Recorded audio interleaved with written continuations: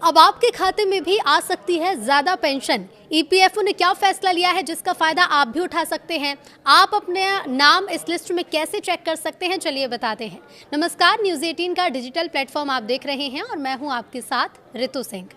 कर्मचारी भविष्य निधि संगठन यानी कि ईपीएफओ ने कर्मचारी पेंशन स्कीम यानी कि ईपीएस में कंट्रीब्यूशन के पुराने नियम को फिर से बहाल कर दिया है।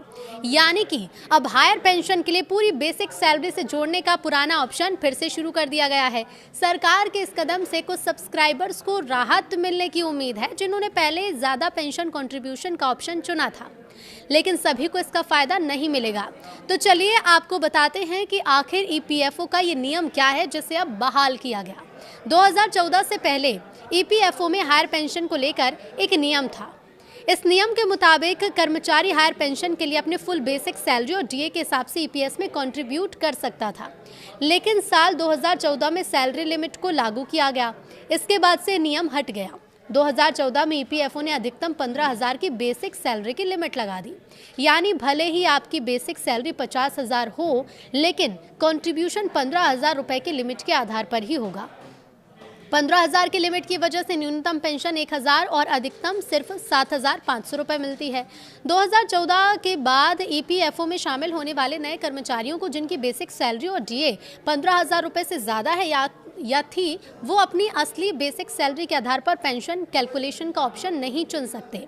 इस कैंपिंग ने उन ईपीएफओ सब्सक्राइबर्स के लिए संभावित पेंशन बेनिफिट्स को काफ़ी कम कर दिया जिनकी बेसिक सैलरी और डीए 15,000 रुपये से ज़्यादा थे।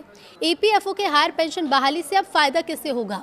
तो हायर पेंशन वाला पुराना नियम जो अब फिर से बहाल हुआ है वो सिर्फ उन कर्मचारियों पर ही लागू होता है जिन्होंने 2014 से पहले ज़्यादा पेंशन ऑप्शन का इस्तेमाल किया।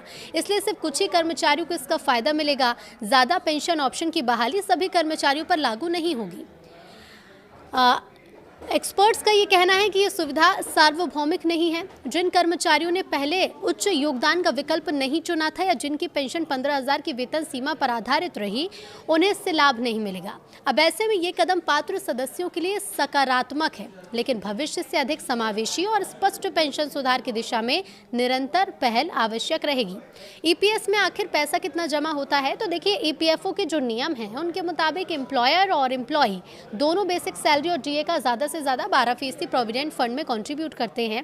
एम्प्लॉयर के कंट्रीब्यूशन का एक हिस्सा बेसिक पे और डीए का 8.33% या फिर 1,250 रुपये, जो भी ज़्यादा हो, एम्प्लॉय के ईपीएस कॉर्प्स में जाता है, जिसका इस्तेमाल उसके रिटायरमेंट पर मंथली पेंशन देने के लिए किया जाता है। पेंशन की गिनती पेंशन वाली सैलरी के आधार पर होती है, इसलिए ज़्यादातर कर्मचारियों को महीने की पेंशन काफ़ी कम मिलती है, भले ही बेसिक सैलरी 15,000 से बहुत ज़्यादा क्यों ना हो।